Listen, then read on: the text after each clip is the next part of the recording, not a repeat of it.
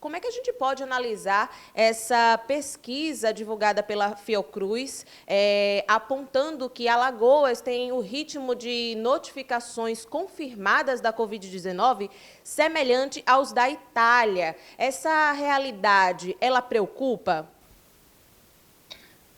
Preocupa sim. Era uma coisa esperada, né, tá? Pela a nossa incapacidade de manter o isolamento social por uma série de motivos, né? Desde a questão econômica, como até mesmo a questão cultural.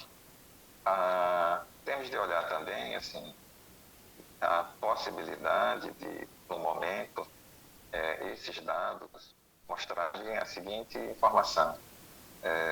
O represamento que houve no número na realização de exames do passado. Né? Tá? Nós não sabemos se isso é uma realidade também. Mas, assim, o que temos observado com relação aos diversos serviços que atendem pacientes com síndrome gripal, tá?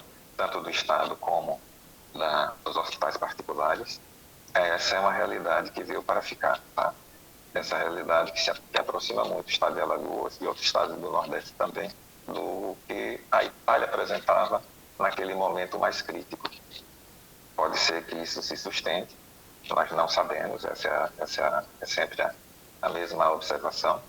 Pode ser que a coisa se acelere mais ainda, que seria um desastre para nós. Doutor, as pesquisas apontavam que nós passaríamos a vivenciar o pico das transmissões da Covid-19 agora, né, no finalzinho de abril, comecinho de maio. Isso em todo o Brasil e algumas regiões, claro, diante da dimensão territorial do Brasil, passariam a sentir esse pico em momentos diferentes. Além dessa questão que o doutor já antecipou, que nós estamos testando mais, nós também estamos vivenciando aí esse momento de pico já aqui em Alagoas?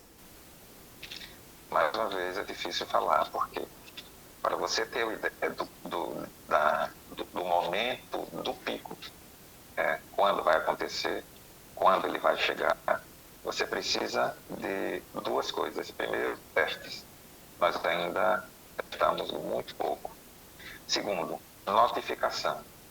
É notório que existe subnotificação do número de casos, porque todo o país houve um aumento muito grande das mortes por quadros respiratórios.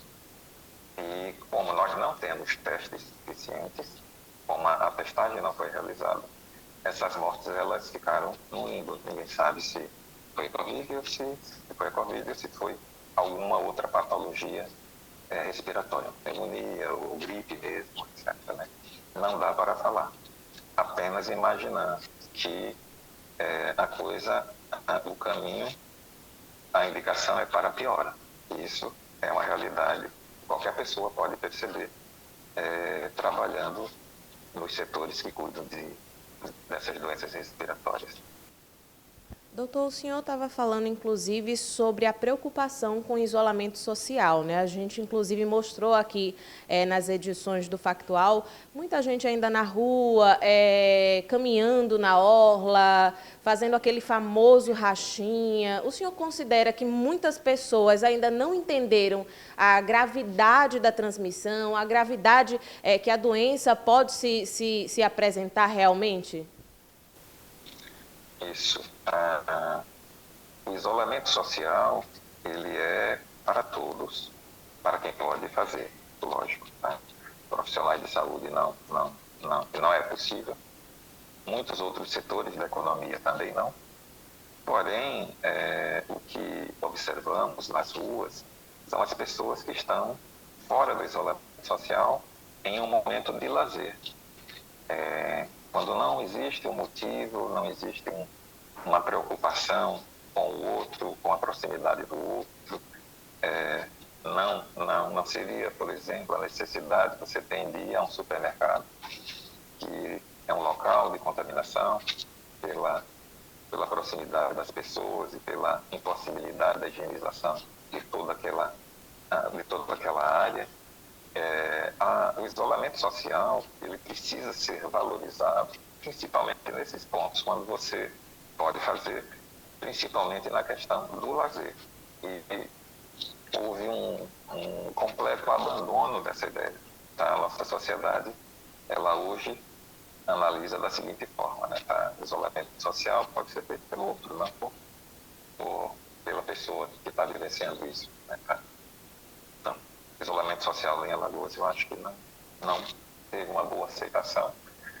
E o pior é que, continuando esse caminho atual, novos casos, novas mortes, vai chegar ao ponto que nós teremos de fazer um isolamento social muito mais radical. É o que acontece e o que aconteceu na Europa, em outros países, outras cidades, nos Estados Unidos, etc. E daí vem uma outra grande preocupação, né, doutor? Quando a gente fala do isolamento social, é para frear realmente o avanço desses casos confirmados, para que mais pessoas não dependam em um mesmo momento do serviço de saúde. Até ontem, no final da tarde, a ocupação dos 376 leitos exclusivos para a Covid-19 aqui no estado chegava a 38%. Os leitos de UTI também estavam com ocupação de 38%. E aí, diante desses números, a gente já vive essa preocupação realmente, não apenas com os números confirmados, mas também da forma como nós podemos recepcionar essas pessoas que vão apresentar sintomas mais graves da doença? Sim.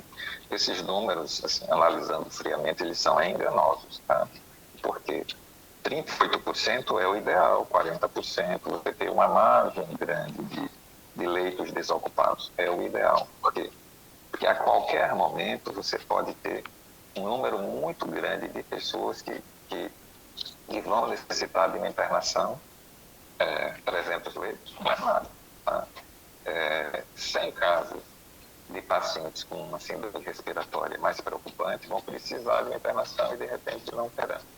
E o pior, parte desses pacientes vão precisar de leito de UTI.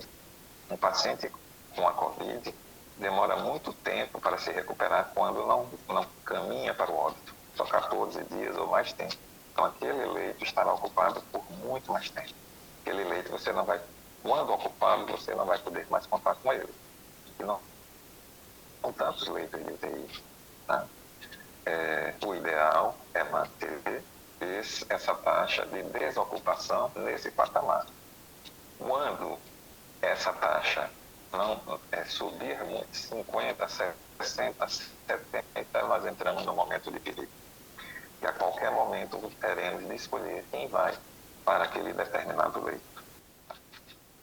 Doutor, para a gente finalizar a nossa conversa, nós conseguimos visualizar hoje nas ruas mais pessoas de máscara. Mas, por exemplo, nas filas dos bancos, nas loterias, as pessoas estão aglomeradas e de máscara. Há uma falsa sensação de que somente com a máscara você está protegido e que você pode aglomerar também. As pessoas precisam entender que a máscara ela minimiza o risco, mas ele ainda existe, então você precisa adotar as outras medidas preventivas também. Exatamente, isso é uma coisa extremamente importante, tá? No começo da epidemia nós não indicávamos o uso da máscara, paulatinamente viu-se a importância da máscara, mesmo a máscara caseira, aquela máscara de tecido.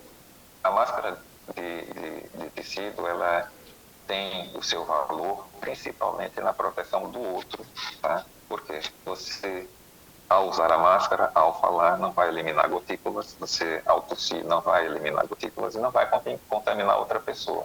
E também tem um valor muito importante para você, porque você, com ela, existe uma proteção, nós sabemos, não é proteção 100%, não é. É pequena, mas existe. As pessoas com máscara, com as máscaras comuns, elas criam essa percepção de proteção falsa. A máscara só não é suficiente, você tem de manter aquela distância de 1 metro, 1,5 metro, tá? Ao falar. E as outras medidas também são extremamente importantes. O uso do álcool em gel, lavar as mãos, não tocar no rosto. Sem isso, não adianta. Você estará correndo riscos também. É isso, doutor. Obrigada pelas informações. Fica, então, esse recado, né? As pessoas precisam atentar mais para todas essas orientações, respeitar mais o isolamento para que a gente consiga frear esses números. Exatamente.